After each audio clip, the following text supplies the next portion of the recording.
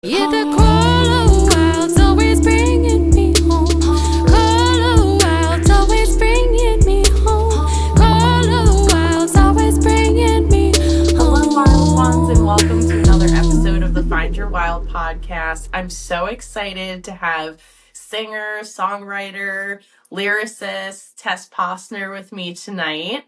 How are you, Tess? I'm doing super well. How are you? I'm doing really good. Thank you so much for being here. I'm so excited to have you on. I'm so glad to be here. Thank you for inviting me. I love what you do, and I didn't know about the podcast, so now I'm excited to learn about it and be on it. So thank you for having me. Thank you so much, and thanks for making the time to come on. I love your music. I listen to it all the time, Thank you. and I'm so excited to get to know your process a little bit more too. Um, I'm just gonna say a couple of my favorite songs of yours are "Feral Child" and "Volcano." I feel like I always have those stuck in my head back and forth. Oh, thank you so much. Yeah, I think that's how we connected because of some of your merchandise around the Feral brand of stuff that you have and Yep. Feral Child, and it was like, oh my gosh, yes, we get it. So I'm glad we Yes, connected. and I felt the same way when I heard your song. I immediately connected to it, and just love what it stands for. And I would love to ask you a little bit more about your thought process and how that song came to you. Yeah, absolutely. Well, so that song was interestingly, it was part of an EP that I wrote and came out with last year called Alchemy. Mm-hmm. And the whole EP is really about how to alchemize darkness into power, into growth, into things that you can make kind of a dark situation into something that fuels healing and meaning in your life. So each of the songs on the EP are actually connected to a different element. So earth, air, fire, water, spirit. And as I was working on it, I was kind of doing this meditation and inner healing work around the inner child. So the song actually started basically from like a therapy session about my inner child. And what happened in the session was that I was doing like this meditation, which some of you might be familiar with or have done it yourselves, you listeners, but where you actually imagine your inner child. What do they look like, and have them sitting on a chair, like right in front of you, to have this dialogue and just get to know yourself and what aspects of yourself you might not be aware of, and you kind of have to tend and reconnect to that inner child.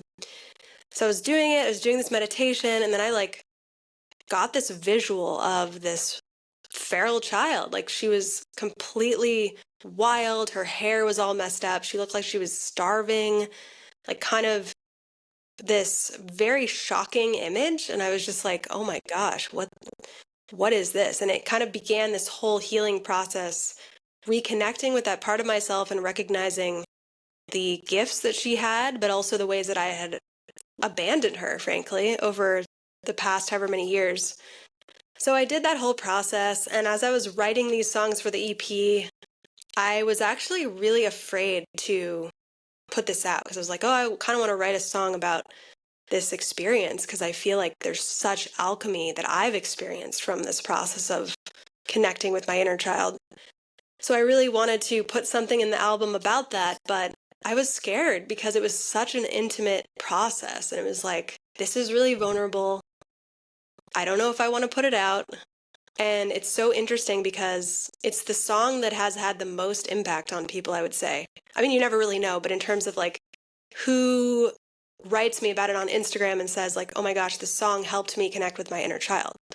And so it made me realize that, in the process of writing it, the more vulnerable we can be with our art, the more that other people can relate and resonate with that experience in themselves. So I'm just really grateful for the whole process of going from kind of having the experience, but then being so scared to put it out there. And then now to see the kind of impact that it's had has just been so inspiring to me. Yeah, that sounds like such a cathartic experience too, especially because from start to finish that it's been such a journey from uh working with your inner child, recognizing, giving back to her, and then coming up with this beautiful song. And you're right, I feel like so many people do really connect to that, and I think that connecting with your inner child is so important too. It's definitely very big work, and I think it's very daunting. But when you kind of, like you said, you open up that vulnerability and you share that also when you've done the vulnerability with yourself, and then in turn open that up to other people, it's just such a beautiful way to connect, and I think show people a really nice way to learn how to heal in a really an important way too, because a lot of inner trauma, I feel like, stems from not connecting with yourself and your inner child. And I think that the inner child also ties a lot into forgiveness too, and letting go of a lot of things, which I think your song really incorporates. Thank you so much. Yeah. I was gonna ask you too, how many songs do you keep private? Like, is there like a whole backlog of songs that you just have that are too personal that you can't share? Or do you find that you have the courage to share a lot of them? I think as an artist, that particular song was kind of a breakthrough to me. And one of my mentors, I should give her credit for helping me through that, which was she said, write what you're most afraid to say. And I've taken that advice to heart. So that was one of those situations where it was like, this is real. This isn't even like I'm making this up, to make it a cool song. It was Right. literally a transcript from what I was feeling, and it was very raw. And even though it was something that I was healing, it was still very raw and very, yeah, vulnerable.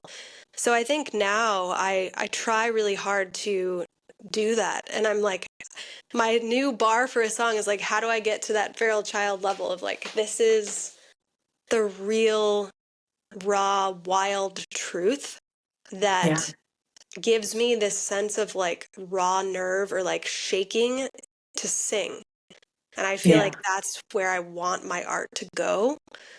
And it's hard to do that. It's hard to access that for a variety of reasons. So I think the songs that I haven't shared yet are actually more like because I'm not doing that. Like they're not vulnerable enough, or they're not real enough, or they're kind of just like, okay, here's an idea, but like, what's the point of it? So Right. yeah, there are probably like hundreds of songs that I've never put out Yeah. because I think that's my new standard is like really being electrified by it in some way. It doesn't have to be like bad. It could be a joyful electrification or, Sure. something really positive. It doesn't have to be like this scary, vulnerable trauma healing. But Right. it can be that, and whatever it is, like make it like the most. Yeah, all I can think about is that word electric of like you're feeling it through your whole being when you're singing it. Yeah, that's so powerful too. And it's like, I love the way that you also weave your songwriting in with your vulnerability and with your songs, and it really shows too.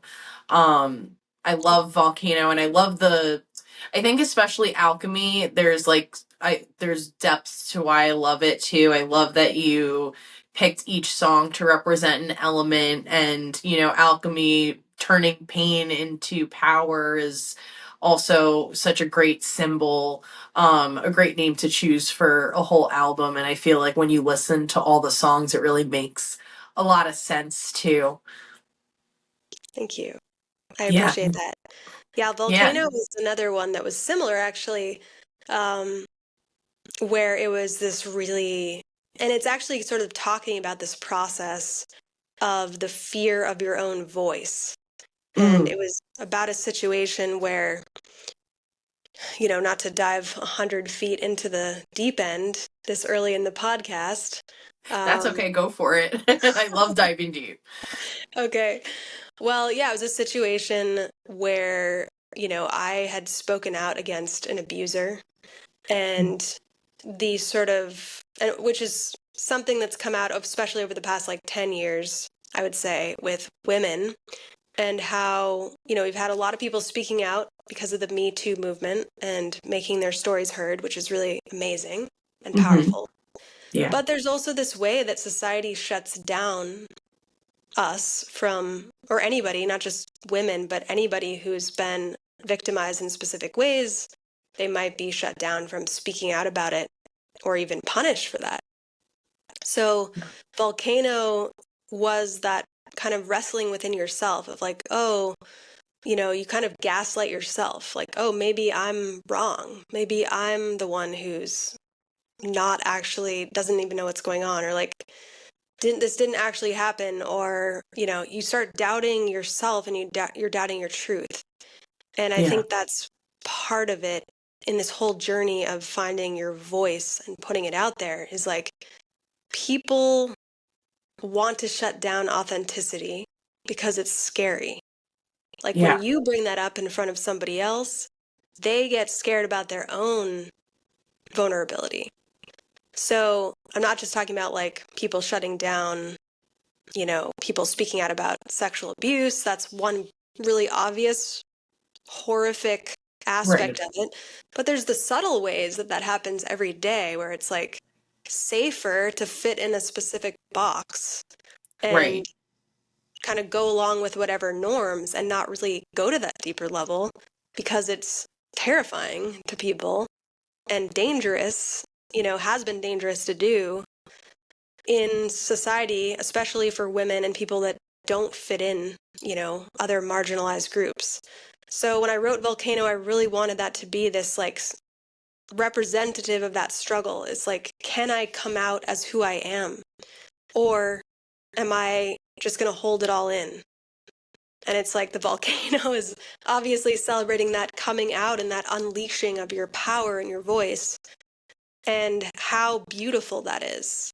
Because volcanoes are very destructive, but they also created the entire land mass that we live on. So I really wanted that duality to sort of come through, that I have that line, they make diamond sands and fertile lands. Yes, I So love that's one of my favorite lines too. And it's like because of that symbolism of the volcano being very destructive, but also very nurturing. It's such a dynamic symbol for what the woman is too, which is like really powerful in and of itself. My son's been watching Moana actually lately. He really loves that movie.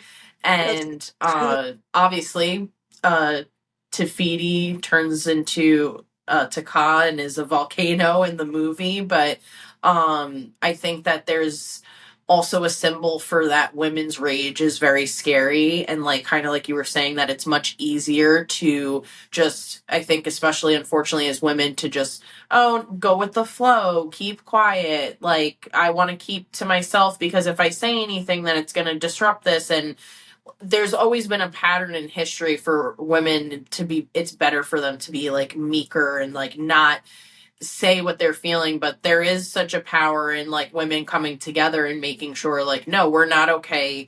Like the Me Too movement, and we're not okay with being treated like that. We need to, our bodies need to be respected. We need to have sovereignty over our own bodies. And then also, just like you said, subtly every day, like, how do I not bump the boat, or like, anything like that. But coming together and finding your voice, coming together with yourself, and also accepting all the emotions that are flowing through you, is definitely represented in that song too. I love that. Thank you. Thank you. Yeah, I think the rage, like you said, it's really a hard feeling for a lot of women to feel. It's Yeah. scary and feels very dangerous, like a volcano. But at the same time, if we hold all of those feelings back, then we will basically destroy ourselves on the inside. And I'm Yeah. not suggesting you go on like a rage, you know, like I think the pure energy of rage is just an emotion. Like you're saying, you let it flow through you. It doesn't mean that you're going to hurt someone or murder someone, I think Right. that might come from you not actually being in touch with your feelings. But Right. rage is just this energy that there's lots of ways to express it and kind of use it to clarify your actions or to like set boundaries or like it has a very important role to play. But I think people have the wrong idea that it's like, oh, if you let your rage go, you're just going to end up like going on some spree of destruction. And I think that more comes from like bottling it up, and then maybe it explodes out when you don't want it to. So, how do we prevent that? And it's like the little earthquakes that prevent the bigger one because you're like letting out over time Pain. versus like, Right. Yeah, 100%. I mean, unfortunately, when I was younger, I definitely had a lot of rage issues, and I feel like recently I was diagnosed with like bipolar disorder, which kind of then made sense of everything else.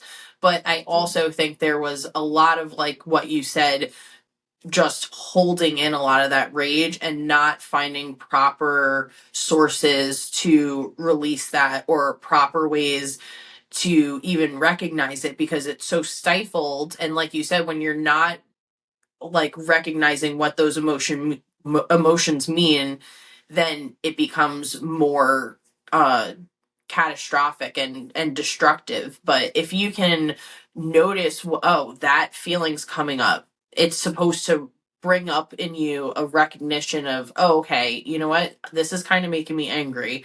What is this telling me right now? It's like serve it as information. And obviously I've been in therapy for a couple years now, so like talking through all that stuff really helps. I'm obviously like a deep diver, so talk therapy really works for me. And um being able to talk through and then recognizing those emotions and then that becoming a new and better pattern, it takes a lot to work on yourself, but then when you finally get there, it does feel so much better. oh yeah, completely. And good for you, like for just doing that and working on yourself and really kind of getting to those deeper levels of who you are and not running from that. Because I think a lot of people, it's scary to face those things in yourself. Yeah. Yeah, one thing that really helped me, and because I think I was kind of the opposite, where I wasn't in touch with my anger or Mm. rage to the point when I wouldn't even know that it was there. And it was so buried underground that when I finally connected to it, it was like, oh boy, this is, There it is. there it is. And holy crap, because like, what am I going to do with this? Because a lot of it was like kind of old stuff. Like it wasn't, had nothing to do with things that have even happened in the past like 10 years. Mm. So, what I ended up doing, and this was a big part of Volcano, the song, is actually working, like literally pouring those feelings into the earth. Because Mm. what I've found is the volcanic energy that's actually underneath, like if you think about, if you go deep, like through the earth crust, not too far down, there is magma, like this Right. huge, amazingly powerful, like crazy energy. And I feel like if you push your rage into that, like even as a visioning exercise, Hmm. it can hold it when you feel like nothing can. It's like, what do I do with all this? It's bigger than me. I don't even know. It's out of control.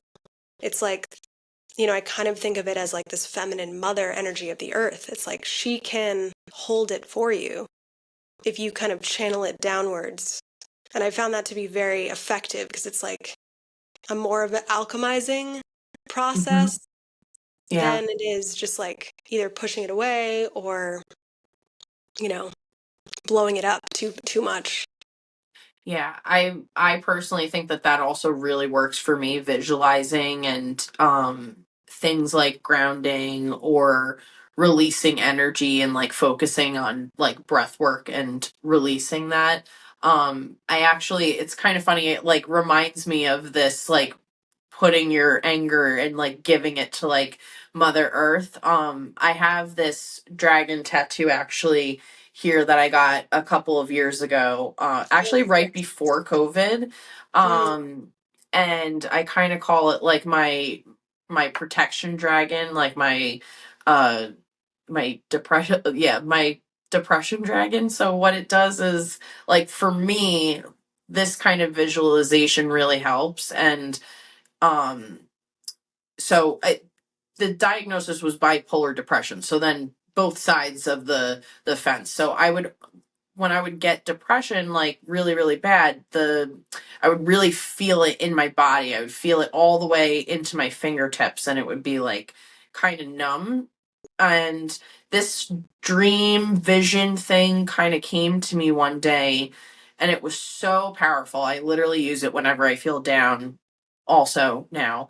And like whenever I feel depressed, I have my inner dragon come out, and it comes and grabs the darkness like in a violent way, and kind of like grabs the depression and like eats it and sets it on fire, and like begins to kind of warm me up again. But I think that there is something to say about imagery and symbolism and power and alchemy. And I think that as humans, like, I mean, especially us, I feel like we have this spiritual aspect, this deeper rooted aspect and connection to the earth and to the elements. And I think especially for people that are very sensitive, I think that's a really great way. Obviously everybody's different, it may not work for everybody, but I think that especially with you saying, taking your energy and aligning it with the volcano and giving it back to the volcano, to the earth, and um releasing that is very, very powerful.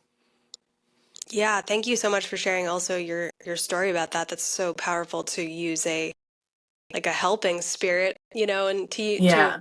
to borrow sort of a shamanic context. It's like a lot of people, a lot of cultures have used animals in that way to help them Yeah. with specific things, like the spirit of animals, or the vision of animals, or the symbolism of animals. So that's really beautiful that you're able to do that, and it's powerful what we can do with our minds, Yeah. like A just hundred putting percent. our attention in that way. Yeah. Like I even said, like, I've also, like, you could use anything. You could be like, oh, there's too many elk. And then you have a pack of wolves coming to help, like, get rid of and the elk symbolize negative thoughts. It could be a little sea otter, and there's too many little urchins. And, like, it doesn't necessarily have to be like, uh, for me, like, I'm a Scorpio. So, like, the darkness and all that stuff kind of aligns with me, but it doesn't have to be so much like that too. uh, Totally. Yeah, everybody can yeah, find their own what resonates with them, which might be very different.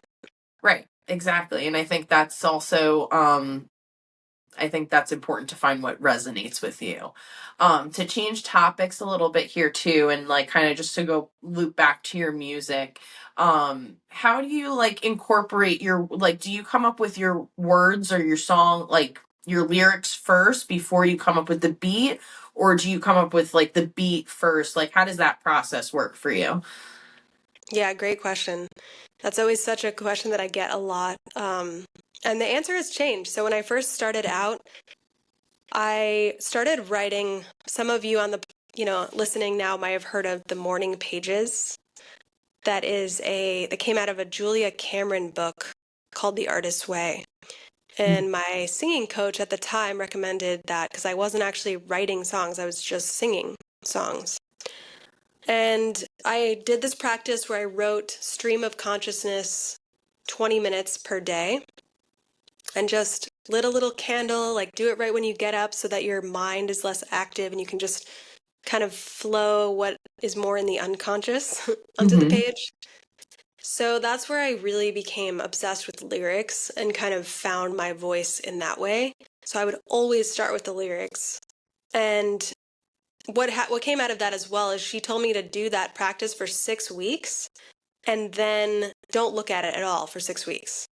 And then Mm. go back and look at it and see. Because at that time I was really like, well, I don't know if I have anything to say. Like, I don't really do this, so I don't feel like there's anything really interesting down there. And then when I went back and read it, I was just like, oh my God. Like, what? There was so much just intense, rich stuff, like imagery, a lot of things that I just didn't even realize, and I didn't remember writing about it. It was just like all this stuff in my unconscious was coming out. So that's where I first started to really write in the style that I do, which is kind of more psychological and maybe like Jungian in a way, of like bringing out the shadow. And all of my songs have that, even the very earliest ones, although it's evolved, have that sort of, you know, psychological or spiritual component of like alchemy. So now, though, I'm learning to produce, and I was just pointing this. I have an Ableton Live controller here, and my whole process is completely went upside down the other way. So now Wow. I'm starting with the beats and the music, and either laying down like a basic beat and a guitar or some keys, kind of getting the vibe or getting like the sonic world that is coming through me. And then once I have that sonic world, the images or the scene or the kind of words start to come through, which is a very different process than being like, I want to write about this, and then I sort of make the music fit. So I think both are really amazing in different ways. And now that I can do both, I might go back and forth depending on the song, because I get Right. ideas for lyrics outside of the studio as well. Yeah. And that makes total sense too. It's good to be on, have balance on what works because each song is individual and unique, right? And telling a different story. So it's cool that you can still keep it open, but have like both processes there for you to be able to choose from. Totally. Yeah. Now, I was like reading some of your Substacks, which are beautiful, by the way. I love that you go into more detail about, how you come up with the songs and kind of like explaining more of the depth of the lyrics too. Uh, with and the Substack, it's called Elixirs, right? Mm-hmm. I Yeah. love that. So cool. Thank you. So I saw that you were in grad school and you studied ancestral trauma. So I like in my mind I was thinking that makes so much sense and like you're such a good lyricist. Do you think like that takes a huge play into kind of like you were saying now your focus on kind of like Jungian like additive lyrics to your songs? Definitely. Yeah. Yeah. In grad school, I basically got a degree in social work. So did deep dives into like where I could have become a therapist. So a lot of basically like a psychological boot camp. And then also, yeah, looking at like I also studied philosophy in undergrad. So Mm, that also plays in there as well, of like sort of the depths of things, the bigger questions. And I think having that experience. So I did work in nonprofits and did social work and that type of related career for over a decade. So I mm. had a lot of experience working with people in different, like I started out my career in that area in foster care, where Oh wow. it was just the most intense, like I can't even describe to you how horrific that system is in terms of how it affects children and families. And it's just pretty intense. So a lot of that definitely um, informed how I think about healing and how I think about the human experience that directly goes into my song. So it's easier to tap into things that maybe I haven't experienced directly, but I've like witnessed or worked with other people who have gone through that. And it sort of became my mission to help people going through a dark night of the soul.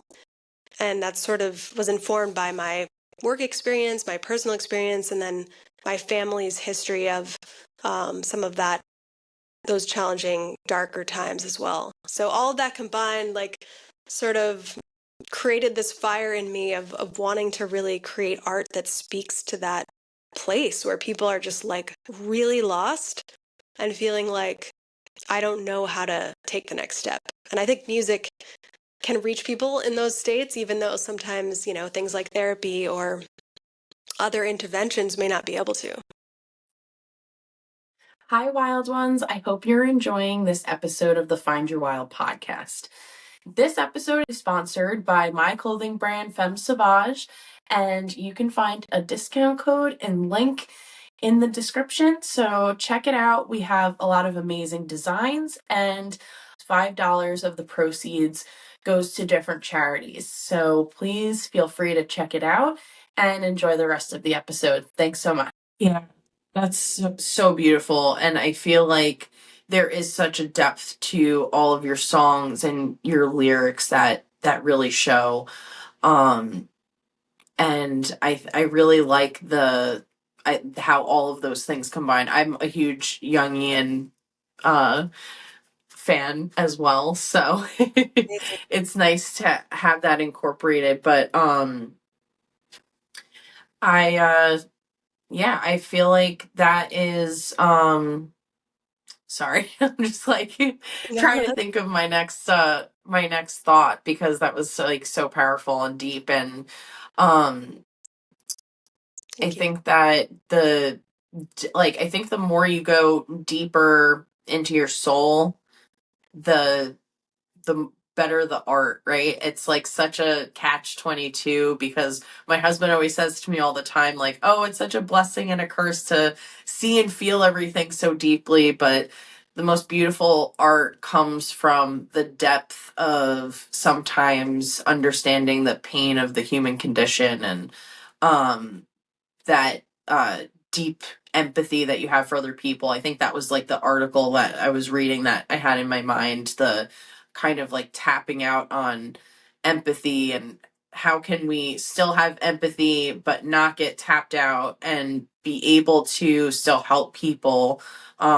It's such a good point and a good topic. Thank you. Yeah, that was actually, yeah, going back to grad school, I wrote one of my thesis papers on that idea. It's called compassion fatigue, and it's an actual like disorder that can be diagnosed. Basically, people that are especially working on the front lines of like in the medical profession, like EMTs or ER doctors or nurses, also those caring for the elderly or caring for people with terminal illness. Like there's all kinds of places where it shows up. And it's a real issue. Like even my cat has been really sick over the past 2 weeks.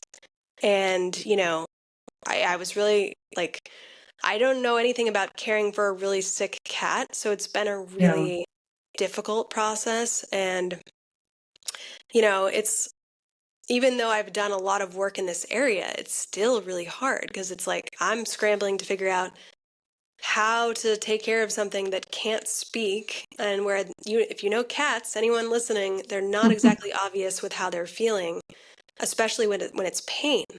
It's not like they Yeah. start meowing. They might just kind of shrivel up and sort of get depressed and look like relaxed. They don't really have the outside sources, or I mean, exhibit in the same way that we Right. think. So for those of us that, and I'm like, yeah, I'm such a open, like empathetic person that I'm just feeling exactly, I'm like so merged in with this cat that I'm just like Oh feeling my gosh, I everything. know. Yeah. Which a lot of us are with our animals, even if we're not with other people, because it's Right. such a deep connection and maybe easier with an animal. Yeah. Um, but yeah, it's really hard. And I think when we're really sensitive and open, we don't have strong boundaries. We're very porous to like what's coming Right. in. And that's a really beautiful thing because obviously we get that benefit of being compassionate and open-minded and learning and taking things in like a sponge. But on the other hand, we also like feel everything that's going on. And it becomes this sort of like field of emotions that you can't distinguish, like what's you, what's them, and how do you like detach from that? So to me, the practice is really essential to work on those boundaries and that like self-care in a really deep way, because otherwise you can just become complete like burnout and compassion fatigue are something that gives you PTSD. Like it's Yeah. actually as bad, not as bad, but almost as bad in like the symptomatic the way it shows up in your life and Right. how destructive it can be than the person having the original trauma. And so then it's Right. just like trauma ricocheting off trauma, and it's like nobody gets healed when it's Right. having this like exploding out effect.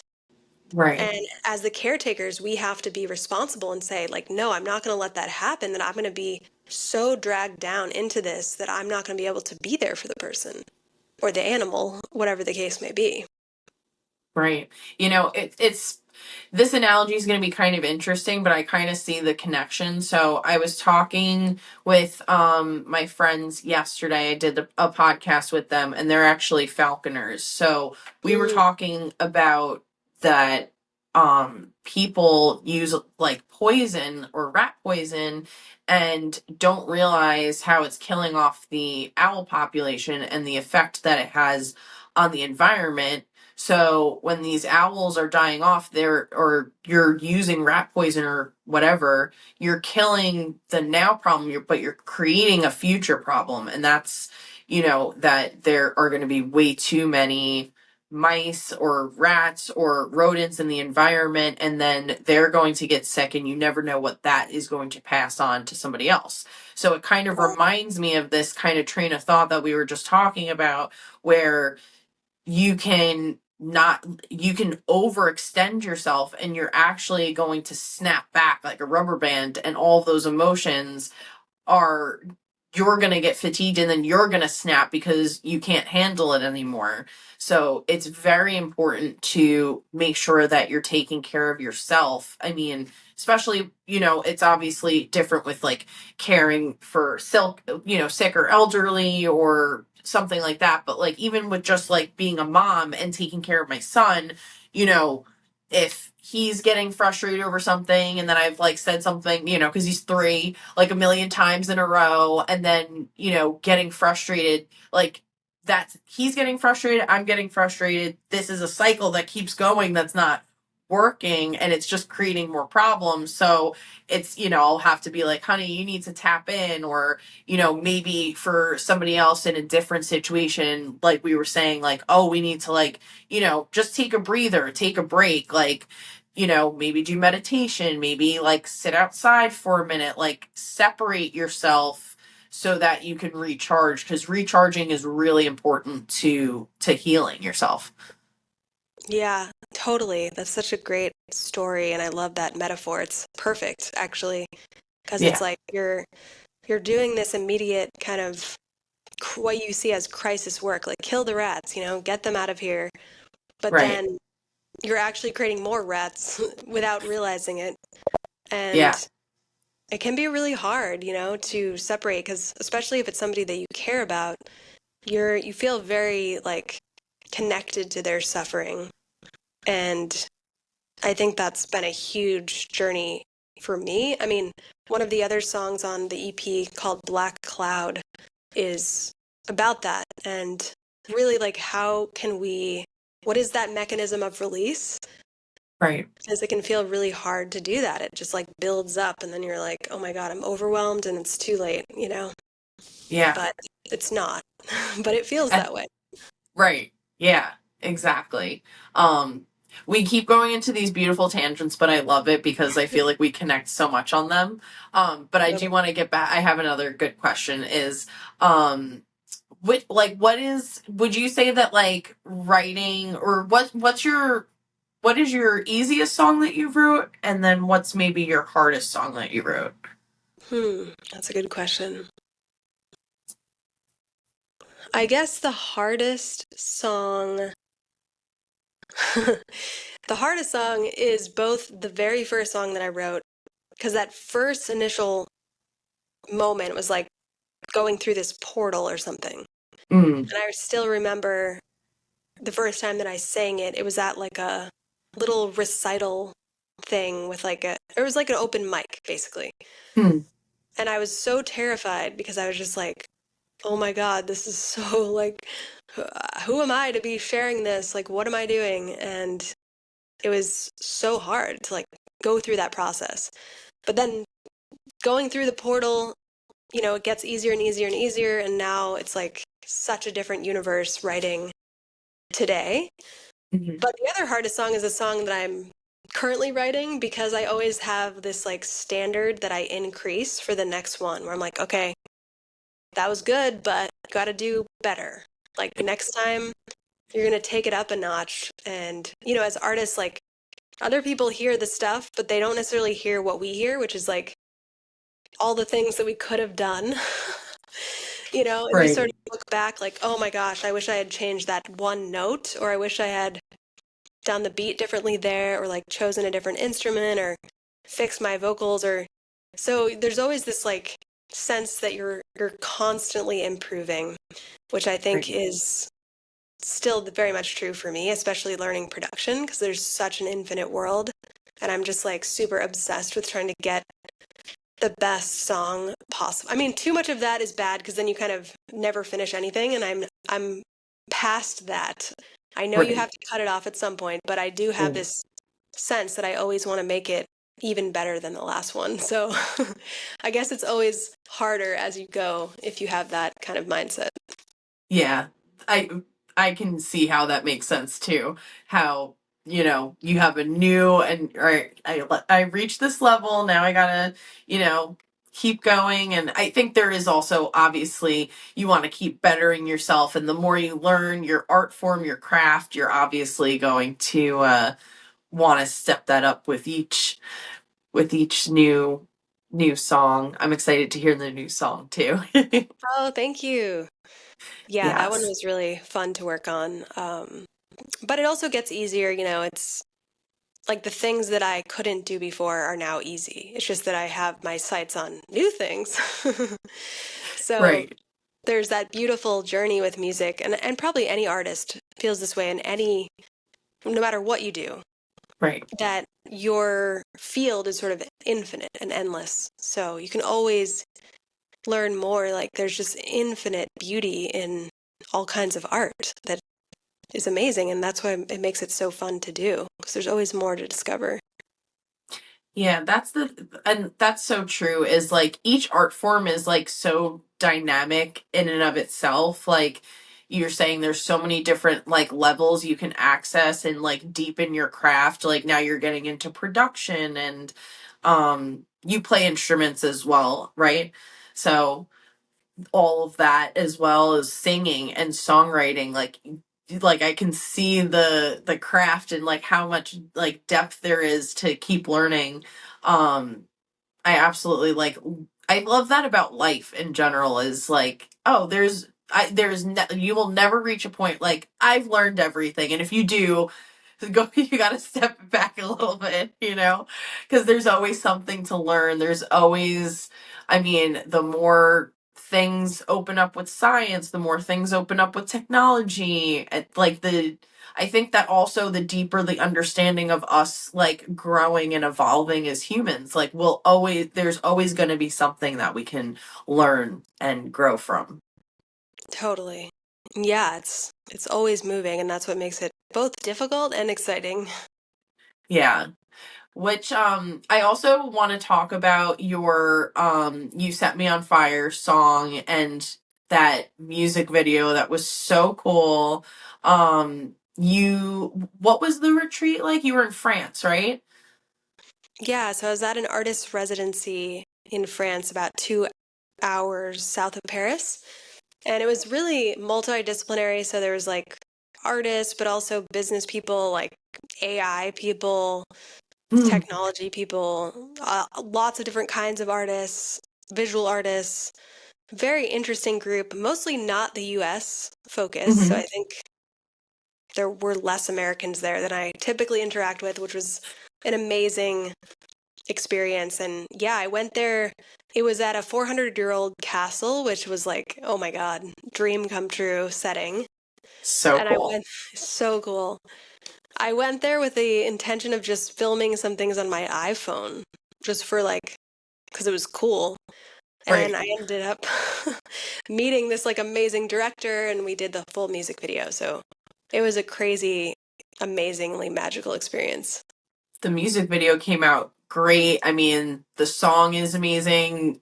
Like, also, for lack of a better word, I know I've said it a lot already in this podcast, but like very powerful, and also again like very connecting, you know, especially for women, to like that inner self. And um it looked like such a cool retreat, and like what a cool group of people to get together and to be able to bounce ideas off of. I feel like that's a really cool way to learn too, is when people have a different art craft. Or I always find like that also, like you have such interesting people with like people that are not necessarily the same craft as you, or have a different line of work. And then also seeing then again how you don't realize how connected you are too. Exactly. Yeah, there's a lot of overlap, and I do think that's really like it can be nice to get together with a bunch of other artists and musicians, but getting together with other people working on totally different things is so valuable. And yeah, I think working with this filmmaker, her name's Coco Jackie. Shout out to Coco Jackie. She's amazing. She's working on some really cool films, and working with her was kind of enlightening to me because her work ethic and her attention to detail was like completely unparalleled with anything I've ever experienced. And that's saying a lot because I've worked with like some pretty like amazing producers and other musicians and other artists, but I think there's something about filmmaking where it's like you're trying to get the right shot that just Mm. blows my mind. Like for example, we she wanted to get this one shot of the castle, the chateau, where you drive. I was driving in, so the story of the music video is like I'm a modern day woman who like inherits this chateau, Mm. and she then realizes that it's haunted by either, a parallel life self or a woman that was like her in a past life. There's a lot of different ways you could interpret it, but she's Mhm. haunted by something that is this representation of her true self, Mhm. or a more mystical kind of connected to her feminine, connected to her intuition part of herself. And so it's sort of this interplay between them and them chasing each other and running away from each other and then finally kind of coming into union at the end.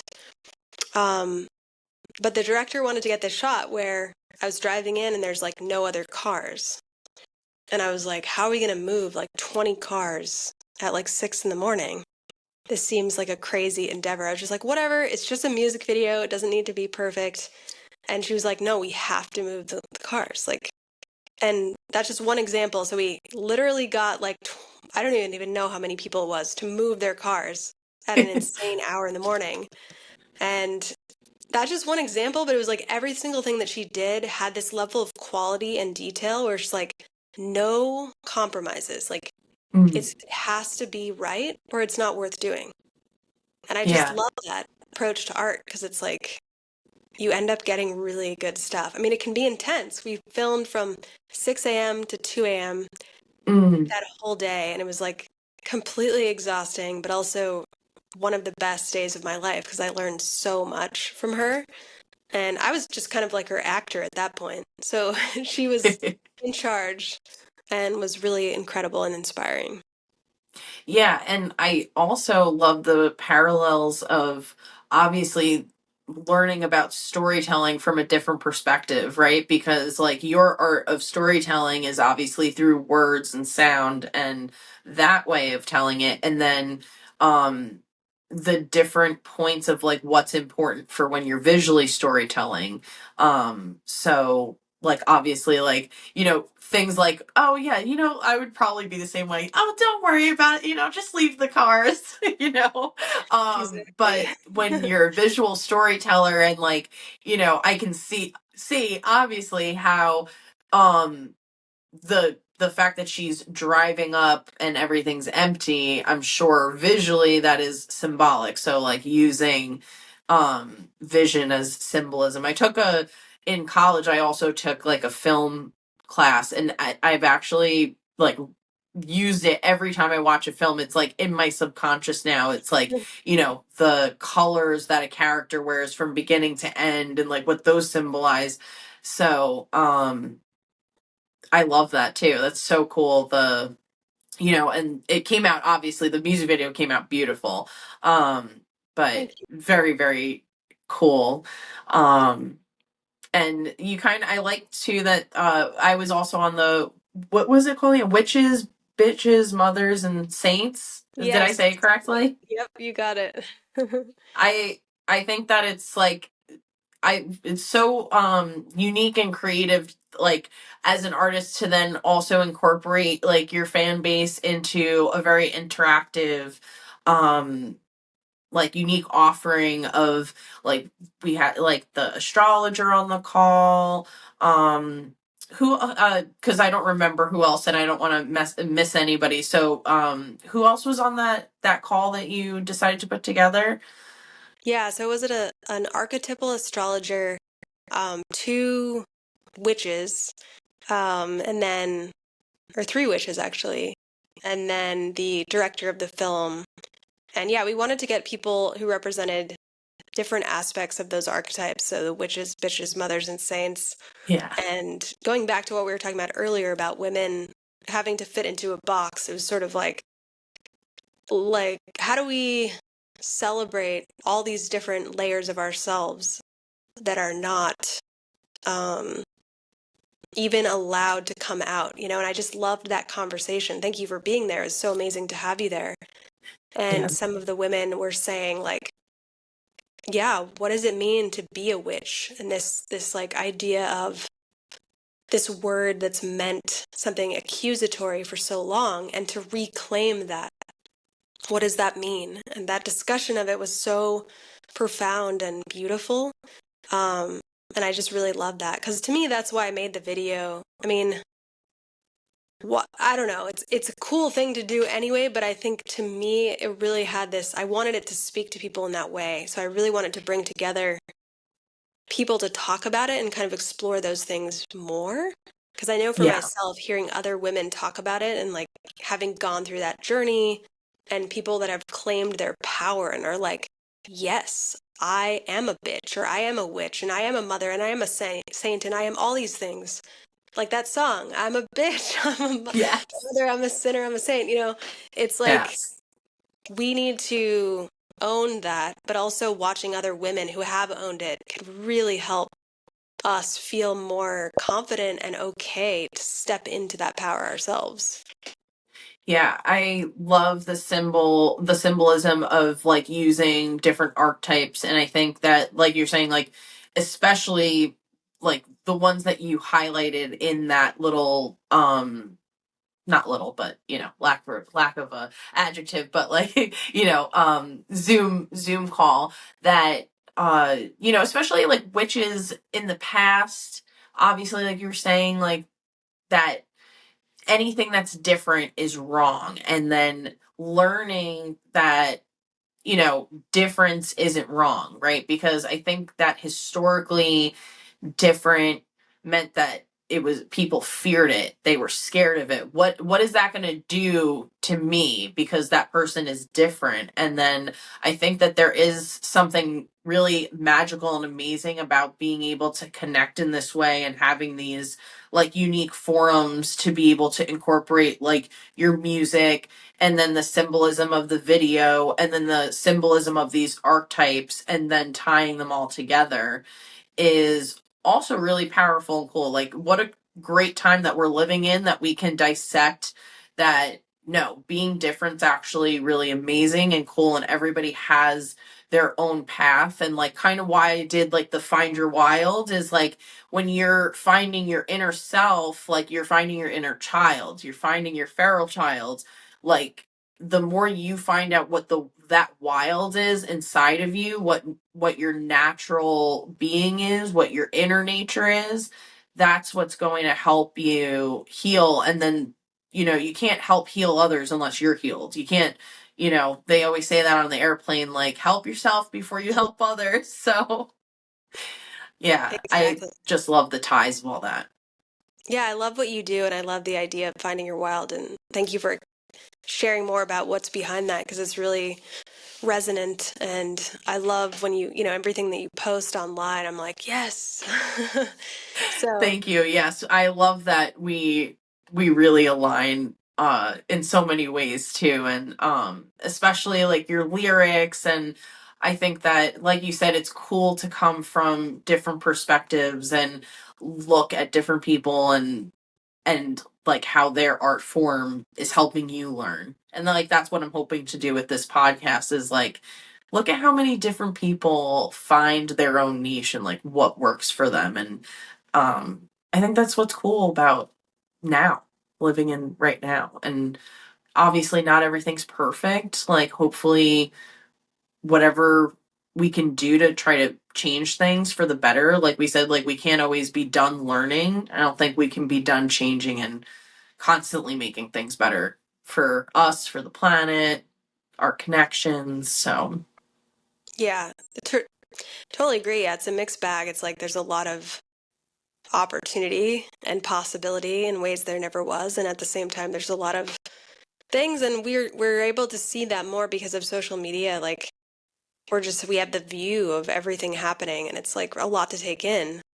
But I do believe that there is this possibility of people, if they wake up to their wild, as you're saying, yeah, because there is like this old, outdated way of approaching things that we do in the world. And at the end of the day, there's a lot more out there that we may not think is possible. Like we're kind of inventing new ways to have impact or new ways to show ourselves in the world and have a purpose.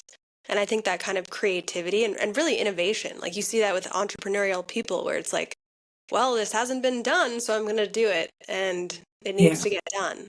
And I feel like that's the kind of thinking that's going to help. Like it's not going to be an old way of thinking that gets through the current challenges. It has to be new ways of thinking.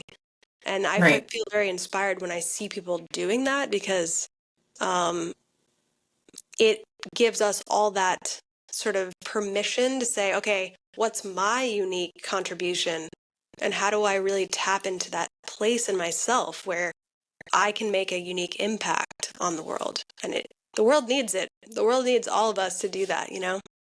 Yeah. The more you heal yourself, the more you're going to heal everyone around you. You never know what, healing is obviously harder to do, but I think that the more that you are in touch with your inner self and you can heal yourself, you're going to, like you said, like show others too, like, and inspire others. And when we all inspire each other and be like, oh, that's so cool what you're doing. And just, I feel like my thing online is to, like I grew up being like bullied and stuff too. It's just like, let's accept like each other. And I always want to say something kind, it takes like, it's easy to just say something like rude or mean, but like, it's just, you know what, not like just say something kind. You never know what that's going to do for somebody as in a positive change in a positive way. Yeah, I love that. That's beautiful. And I'm so sorry that you went through that. And it's so beautiful that you're able to help others that may be, going through that or a word of kindness. You never know, like you're saying, how it's going to affect somebody. And God, we really need that kind of antidote to all the craziness online because it's a pretty dark place, a lot of it. So we need Yeah, more people doing what you're doing, like planting seeds of kind of encouragement and support and kindness. You never know when that's going to like literally save someone's life. yeah, and you never know the power of music and lyrics, what that does, and what changes in people and gives people the strength to be like, you know what, this song, I'm just going to listen to it today. I'm going to, this is going to be my vibe. I'm feeling that. And it's going to help me get through whatever I'm getting through. So I love what you do. I love your songs. I have them on repeat in my head a lot. Oh, that's amazing. I always like to say they're a bop. They're a vibe. That means a But lot. Thank you. yeah, I feel like this is a really wonderful place to end. I'm so happy that we got to like chat and like meet, kind of in person, but Totally. I just also want to share where people can find you and connect with you and download your music if you want to just like plug in where to find you on the internet. Sure, yeah. They can find me on Spotify or Apple Music at Tess Posner, just my name. And I also do Twitch live streams If you want to check out some stuff live, same thing, Tess Posner, Instagram, TikTok, all the social medias, and of course Substack. My Substack is called Elixirs, which is really meant to be kind of like what this podcast has been about, a lot of the deeper conversations, how to be a sensitive person in a crazy world, I guess, to sum it up. But yeah, this has been such a beautiful conversation. I want to thank you for putting on this podcast and just having me on, but also sharing what you do with the world. I really appreciate it. Thanks so much, Tess. I loved connecting with you and hope one day we can meet in person or I can go to one of your shows. That would be incredible. I'm also going to link all of your stuff in the description below so people have an easy way to access you and your music and hear it for themselves. And thank you so much. So thank you everybody for listening and tuning in for this episode of the Find Your Wild podcast, and we'll see you on the next one. Bye.